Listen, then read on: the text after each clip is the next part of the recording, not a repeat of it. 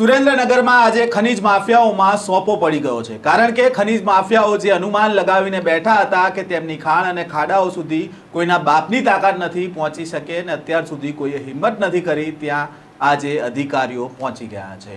જો કે સુરેન્દ્રનગર પોલીસ સામે અનેકવાર માછલા ધોવાયા હોવાથી પોલીસને અંધારામાં રાખીને જ આ રેડ કરવામાં આવી છે અને 150 થી વધુ ખાડાઓ પકડવામાં આવ્યા છે। કોણ કોણ અધિકારીઓ આજે સરપ્રાઇઝ ચેકિંગમાં નીકળ્યા હતા અને ખનીજ માફિયાઓની સવાર કોણે બગાડી નાખી, વિગતે વાત કરીએ આ વિડીયોમાં।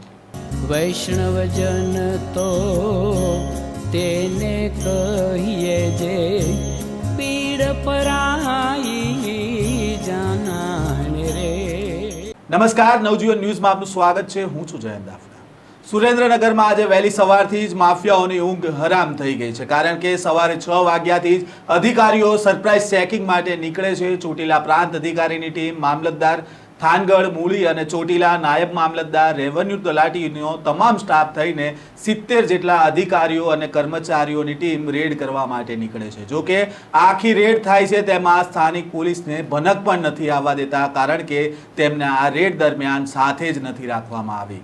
સામાન્ય રીતે આવી રીતે જ્યારે દરોડો કરવામાં આવે છે ત્યારે પોલીસ પ્રોટેક્શન સાથે કેટલાક અધિકારીઓ રાખતા હોય છે, પરંતુ અહીંયા પોલીસને સાથે ન રાખતા અનેક તર્ક વિતર્ક સર્જાયો છે। સુરેન્દ્રનગરમાં જે જગ્યા પર રેડ કરવામાં આવી છે તે જામવાળી અને ભડુલા ગામમાં કરવામાં આવી છે, જ્યાં 150 થી વધારે કાર્બોસેલના ખાડાઓ પકડવામાં આવ્યા છે। આ રેડ થઈ તે દરમિયાન અનેક ખાડાઓમાંથી કાર્બોસેલ કાઢવામાં આવી રહ્યો હતો અને ખાડાઓમાં મજૂર પણ કામ કરી રહ્યા હતા।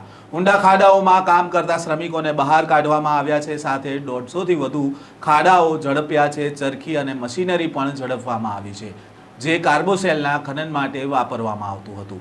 આ રેડ દરમિયાન કાર્બોસેલનો જથ્થો પકડાયો છે તેની ગણતરી ચાલી રહી છે, સાથે જ ખાડાઓમાંથી કેટલું ગેરકાયદેસર ખનીજ ચોરી કરવામાં આવી છે તેની માપણી પણ કરવામાં આવી રહી છે। આ ખાડાઓમાં કામ કરતા 6 મજૂરોને રેસ્ક્યુ કરવામાં આવ્યા છે અને આ ખાડાઓની આસપાસથી 300 થી વધુ શ્રમિકો પણ મળી આવ્યા છે। હાલ તો આ શ્રમિકોની પૂછપરછ કરવામાં આવી રહી છે અને તેમના આકાઓ કોણ છે તે અંગે તપાસ પણ કરવામાં આવી રહી છે। આજે સવારથી જ ચાલી રહેલી રેડ અંગે શું માહિતી આપી રહ્યા છે ચોટીલા પ્રાંત અધિકારી HT મકવાણા, તે પણ સાંભળો।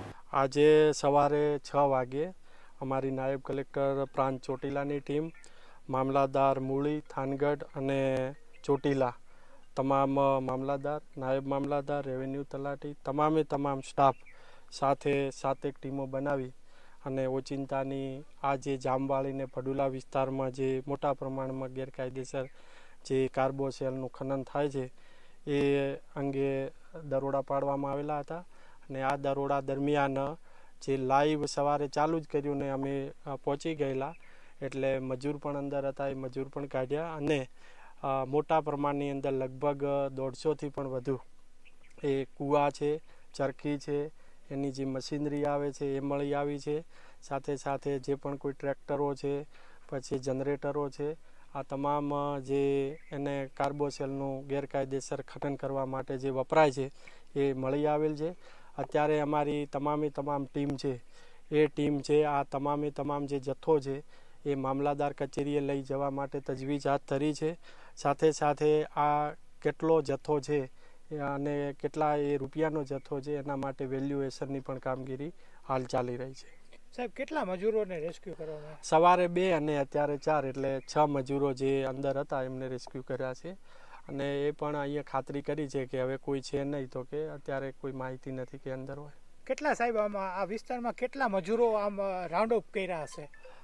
લગભગ જે મજૂરો છે એ મજૂરો તો ઘણા છે, એક્ઝેક્ટ તો આંકડો નથી, પણ આજુબાજુ 300 થી 400 જેવા મજૂરો છે એ દેખાઈ આવે છે। સુરેન્દ્રનગરમાં છેલ્લા લાંબા સમયથી ખનીજ ચોરીની ફરિયાદો ઉઠી રહી છે। અહીંયા ખનીજ માફિયાઓ બેફામ બન્યા છે। કોલસાની ચોરી, રેતીની ચોરી, કાળા પથ્થરની ચોરી થતી હોવાની ફરિયાદો છે।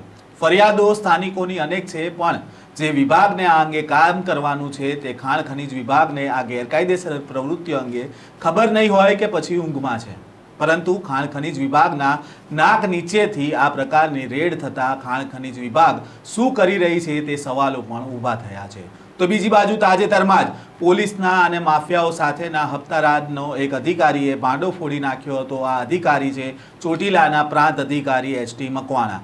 તેમણે હાલ ચોટીલા માફિયાઓને સરપ્રાઈઝ આપવા માટે જાણીતા બન્યા છે, કારણ કે આ અધિકારીઓ સરપ્રાઈઝ ચેકિંગમાં નીકળે છે એટલે તેમના વાહનની પાછળ માફિયાઓની ગેંગ લાગી જાય છે, રેકી થાય છે અને તાજેતરમાં જ તેમની રેકી કરતી એક કારને ઝડપી પાડવામાં આવી હતી, જેમાંથી એક મોબાઈલ ફોન પણ મળ્યો હતો અને તેવામાં એક પોલીસ કર્મીનો ફોન પણ આવે છે તે મોબાઈલમાં. તો સાથે જ લીંબડીના ડીવાયએસપીના નામે સેવ થયેલા મોબાઈલ નંબરમાં પૈસાની લેતી દેતીની વાતચીત પણ પકડાય છે.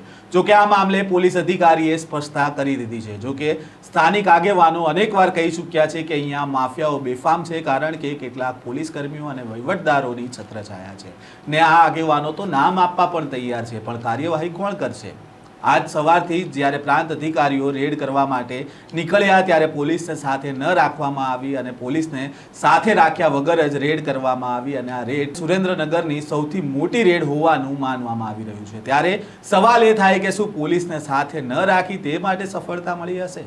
આ અંગે તમારો શું મત છે? કોમેન્ટ બોક્સમાં જરૂરથી જણાવજો. આ પ્રકારના સમાચાર સાથે ફરી મળીશું. ત્યાં સુધી નવજીવન ન્યૂઝ સાથે જોડાયેલા રહેજો. વૈષ્ણવજન તો તેને કહીએ જે